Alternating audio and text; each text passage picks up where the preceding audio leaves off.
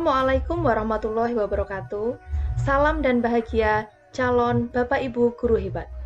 Kami dari kelompok 2 akan mempresentasikan tentang prinsip fleksibilitas dan contoh implementasinya dalam pembelajaran.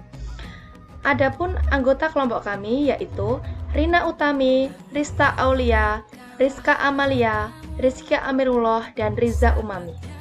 Prinsip fleksibilitas. Prinsip fleksibilitas dalam pengembangan kurikulum mengacu pada kemampuan suatu kurikulum untuk menyesuaikan diri dengan perubahan-perubahan dalam pendidikan, kebutuhan siswa, dan juga tuntutan zaman. Yang pertama, yaitu kesesuaian dengan kebutuhan siswa. Kurikulum yang fleksibel harus mampu menyesuaikan diri dengan kebutuhan dan minat siswa. Ini berarti bahwa kurikulum harus dapat disesuaikan agar relevan dengan tingkat pemahaman, bakat, dan juga minat siswa. Baik, selanjutnya ada latar belakang siswa. Perlu kita ketahui bahwa siswa memiliki karakteristik yang berbeda. Hal ini, pendidik perlu memahami latar belakang sosial, budaya, dan pendidikan siswa. Ini membantu dalam merancang kurikulum yang lebih relevan dan menarik. Baik, selanjutnya ada kesesuaian dengan perubahan pendidikan. Dunia pendidikan terus berkembang dengan munculnya penemuan baru, teknologi, dan metodologi pengajaran. Kurikulum yang fleksibel harus mampu memasukkan perubahan-perubahan ini tanpa mengganggu integritas pendidikan. Kesesuaian dengan perubahan pendidikan harus menciptakan siswa yang siap dalam menghadapi tantangan di masa depan. Yang selanjutnya ada kondisi regional. Dalam situasi di mana siswa berasal dari berbagai wilayah atau kondisi regional yang berbeda, prinsip fleksibilitas memungkinkan pengintegrasian elemen-elemen lokal dalam kurikulum, seperti kebutuhan lokal. Fleksibilitas dalam pendidikan berarti memahami dan merespon kebutuhan unik dan kondisi regional setiap daerah. Ini mencakup bahasa, budaya, lingkungan, dan tantangan pendidikan yang mungkin berbeda dari satu tempat ke tempat lainnya. Yang selanjutnya yaitu berkaitan juga dengan kurikulum lokal. Dalam beberapa kasus, fleksibilitas pendidikan dapat mencakup kemampuan untuk menyesuaikan kurikulum dengan isu-isu regional atau lokal. Misalnya, kurikulum dapat mencakup konten yang relevan untuk sejarah, budaya, atau tantangan sosial yang ada di wilayah tersebut. Yang selanjutnya yaitu waktu yang tepat. Prinsip ini mencakup fleksibilitas dalam waktu yang dihabiskan untuk pembelajaran. Guru harus mempertimbangkan ritme dan preferensi siswa dalam mengatur waktu pembelajaran. Mengkomodir jadwal yang beragam seperti pembelajaran berbasis proyek, memungkinkan siswa untuk belajar sesuai dengan jadwal yang paling sesuai dengan mereka. Yang selanjutnya yaitu ada penggunaan teknologi pendidikan. Perkembangan teknologi memungkinkan pendidikan menjadi lebih interaktif dan terhubung dengan dunia nyata. Kurikulum fleksibel harus dapat mengintegrasikan teknologi pendidikan untuk meningkatkan pembelajaran siswa. Hal ini berkaitan dengan akses ke sumber daya. Teknologi pendidikan dapat memungkinkan akses ke sumber daya pendidikan yang lebih luas dan lebih fleksibel, yaitu ke platform pembelajaran dan sumber belajar. Prinsip fleksibilitas yang selanjutnya adalah evaluasi yang adaptif.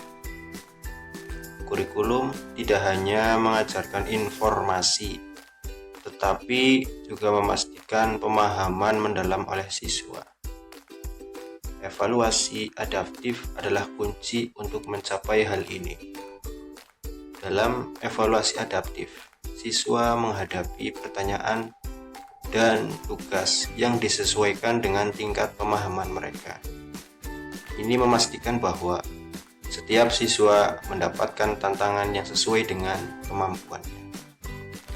Kurikulum yang mampu beradaptasi dengan kebutuhan individu memungkinkan pencapaian yang maksimal.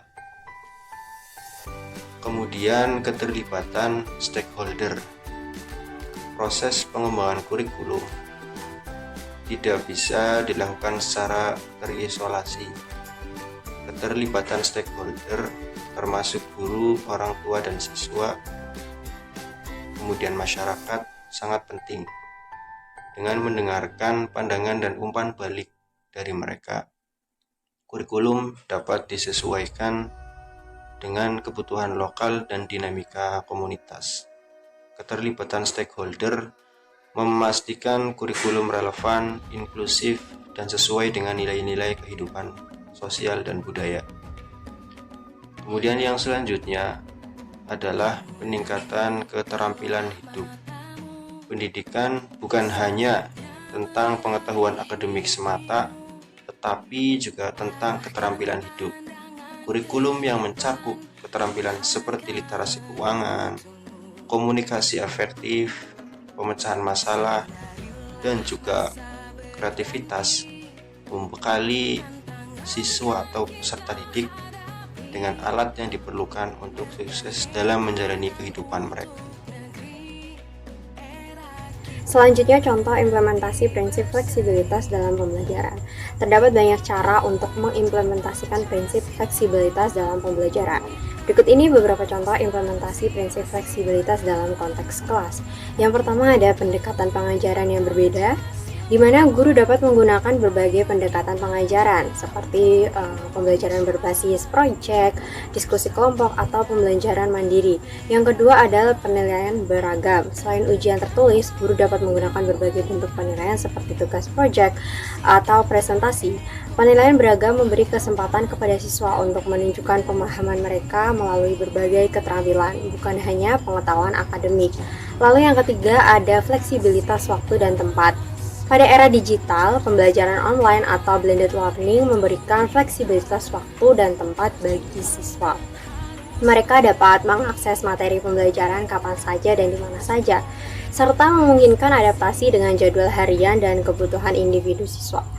Lalu yang keempat ada kurikulum yang disesuaikan. Guru dapat menyesuaikan kurikulum dengan kebutuhan dan minat siswa di kelas mereka. Ini bisa berarti menambahkan materi tambahan yang relevan dengan kehidupan sehari-hari atau menggali lebih dalam pada topik tertentu sesuai dengan minat mereka.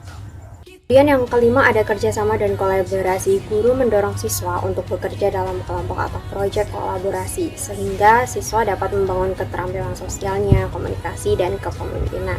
Fleksibilitas dalam pembagian kelompok dan jenis proyek dapat memungkinkan siswa belajar dari berbagai perspektif. Lalu yang keenam ada dukungan individual. Guru mengakui bahwa setiap siswa memiliki kebutuhan pembelajaran yang unik. Guru dapat memberikan dukungan individual seperti bimbingan tambahan, materi pembelajaran khusus, atau penugasan berbasis minat dan keahlian siswa. Kemudian yang ketujuh ada penyediaan pilihan. Guru memberi kesempatan pada siswa dalam pemilihan topik proyek atau buku yang dibaca, sehingga dapat meningkatkan motivasi belajar. Dan yang terakhir ada fleksibilitas penilaian kinerja guru. Guru dapat merespons kebutuhan siswa dengan mengubah metode pengajaran atau penilaian berdasarkan hasil evaluasi kinerja siswa secara kontinu. Sekian presentasi dari kelompok 2, kurang dan lebihnya kami mohon maaf. Wabillahi taufiq wal hidayah. Wassalamualaikum warahmatullahi wabarakatuh.